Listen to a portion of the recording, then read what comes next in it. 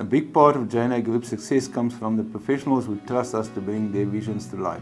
VBBA, established in 1992, is one of those partners, a dynamic team offering architecture, interior design, project management and heritage assessments. Today I sit down with Arnold and Bernardo to explore their ethos and the role timber plays in their work. Hi, I'm Arnold Bernardo from Biljon Bernardo Architects. We've been active in the market for 35 years and we are based in Cape Town. We lately see that there's a big demand to original and authentic construction. What is the trend you see in your practice? Because timber is becoming a scarce commodity, we see people striving to actually incorporate it in their designs.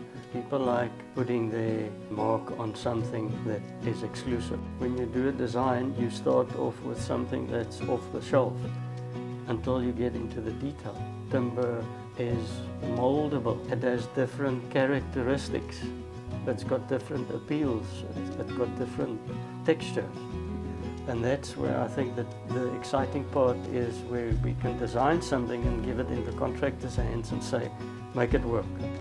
Arnold, one of the interesting projects we worked together was the house in Wedderwill, where the client was an artist and everything in the house was painted to look like timber, even the non-timber elements.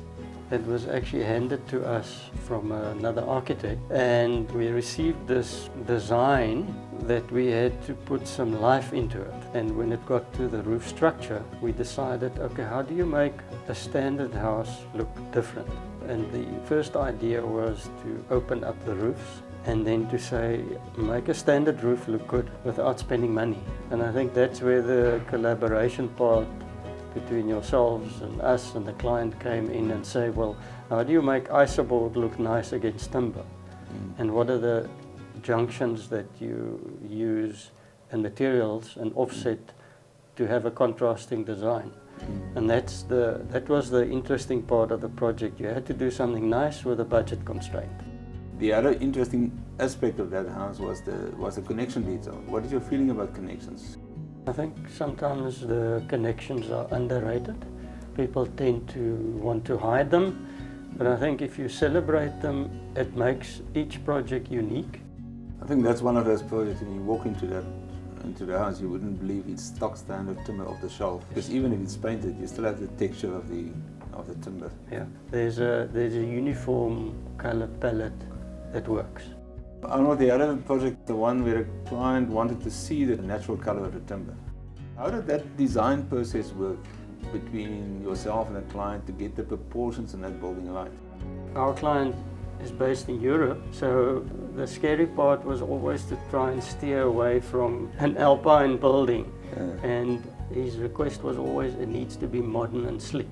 When you talk timber, modern, slick doesn't always fit in exactly. Although when you look at the lines and the different, call it pavilions of the different buildings, the end result is modern and slick.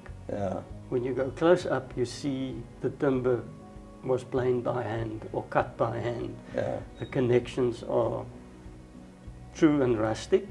It's not a slick, planed timber finish. And I think also the timber is alive. It's not a stagnant white background. And that's what makes that roof such a success in product. Each room has got its own character. And that's what makes the character stand out. It's alive. Yes. It's alive. Yeah, that's why I think timber is very relevant now.